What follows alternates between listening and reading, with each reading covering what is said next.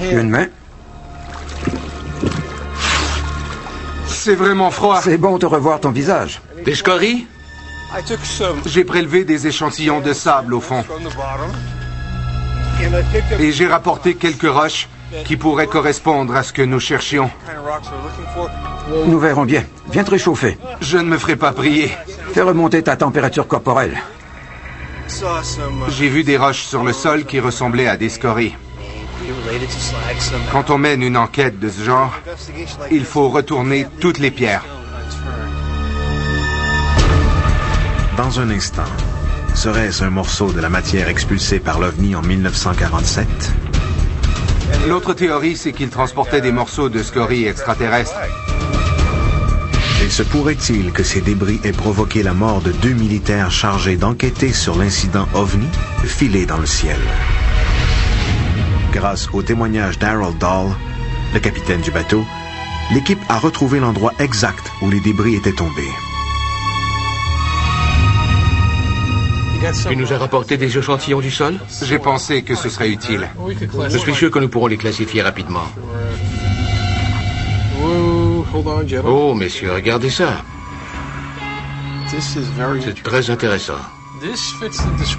Cette roche correspond en tout point à la description que nous avions. Elle est noire et elle ressemble à de la lave durcie. Voyez sa structure, la texture de sa surface. Elle est différente de tous les autres échantillons. Elle a le bon profil. L'équipe quitte le point de plongée et se dirige vers la plage.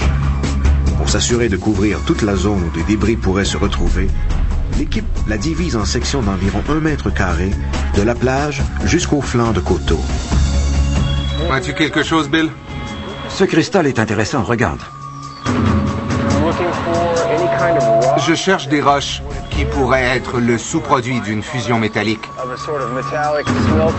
Une matière si chaude qu'elle se serait liquéfiée avant d'être éjectée ou échappée par un ovni en forme de beigne et qui aurait atterri quelque part par ici sur le rivage. À 90 mètres de la rive, Ronnie trouve un objet en forme de L d'environ 35 cm de long qui semble correspondre à cette description. Cette pièce est très intéressante. On dirait bien un morceau de scorie. Il faudra l'examiner en détail. Très intéressant. Je l'ai trouvé tout en haut de la colline, à cet endroit. Je pense que la trajectoire peut correspondre à celle d'un objet qui aurait été éjecté peu après le décollage. Tu as trouvé quelque chose, Pat? J'ai trouvé une roche qui me paraît assez intéressante. Elle est striée et un peu tordue.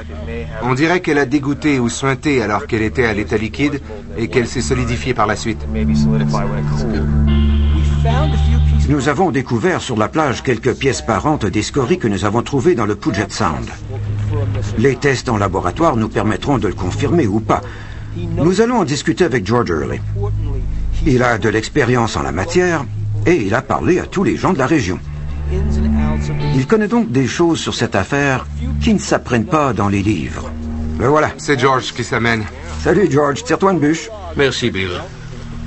George Hurley est un chercheur sur les ovnis qui réside depuis longtemps sur la côte nord-ouest du Pacifique.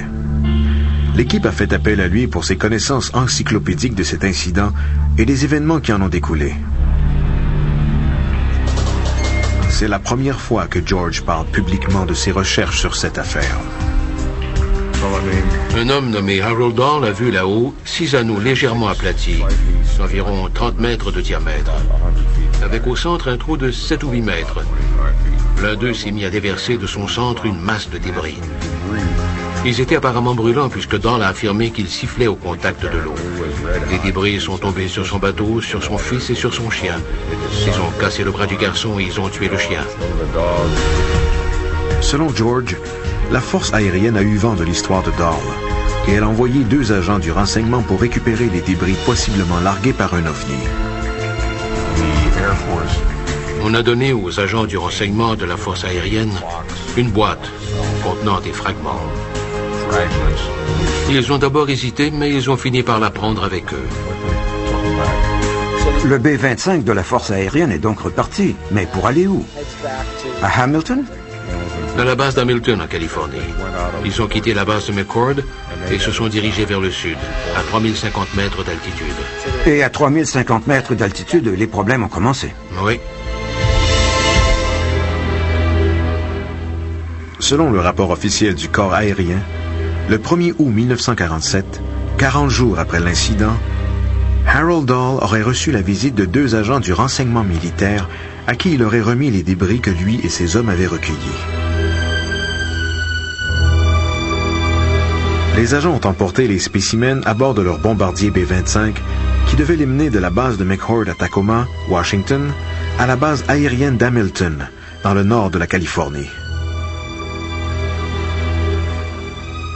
Ce qui s'est produit dans les minutes qui ont suivi le décollage est le plus grand mystère de l'incident de l'île Maury.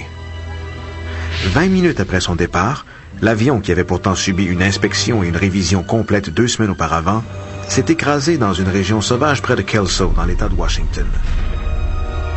2 passagers se sont parachutés à temps, mais les 2 pilotes ont été tués. Dans le rapport officiel, on suppose que l'avion aurait été terrassé par un incendie dans une boîte de dérivation interne. Mais certains chercheurs sur les ovnis soupçonnent que ce sont plutôt les débris entreposés dans la soute qui auraient causé l'écrasement. Allons à Kelso où l'avion s'est écrasé. Nous allons faire une recherche par quadrillage et parcourir le secteur à pied pour tenter de trouver des pièces de l'appareil. Peut-être que nous obtiendrons des réponses à Kelso. Peut-être bien. En route pour Kelso. Sur le chemin du site d'écrasement de Kelso, Pat insiste pour faire un arrêt à la bibliothèque afin de consulter les archives de la ville à la recherche d'autres renseignements sur l'événement. Et puis, Pat, tu as trouvé quelque chose? Bill, viens voir ça. Tu avais raison. J'avais raison.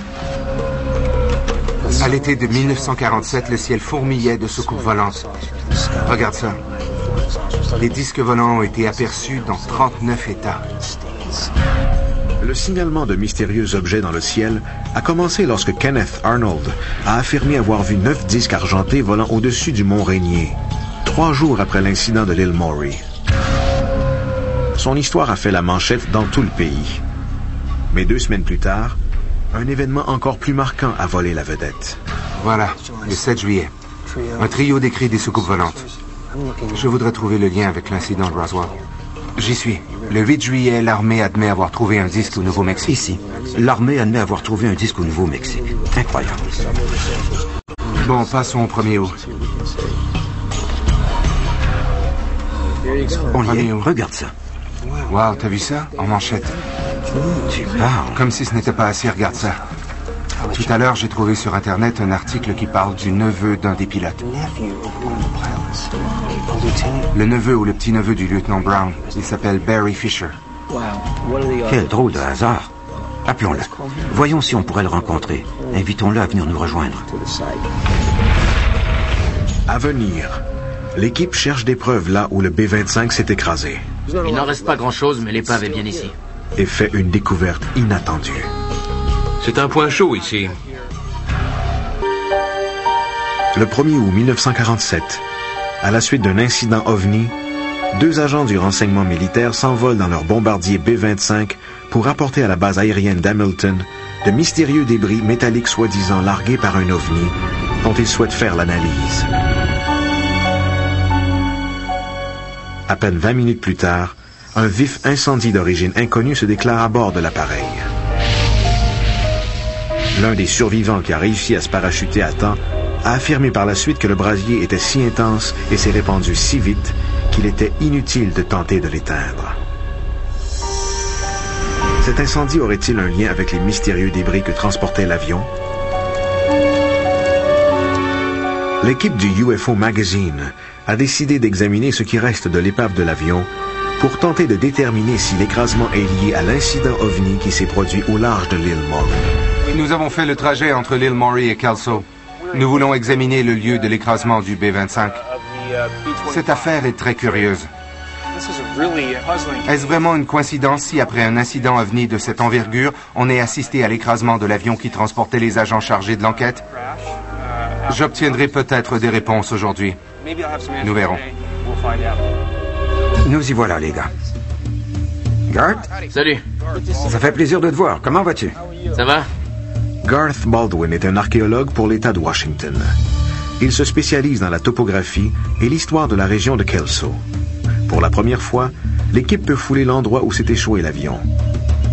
Si les rapports sont exacts, des débris d'OVNI pourraient bien s'y trouver. Nous sommes à Gobble Creek, où l'écrasement s'est produit.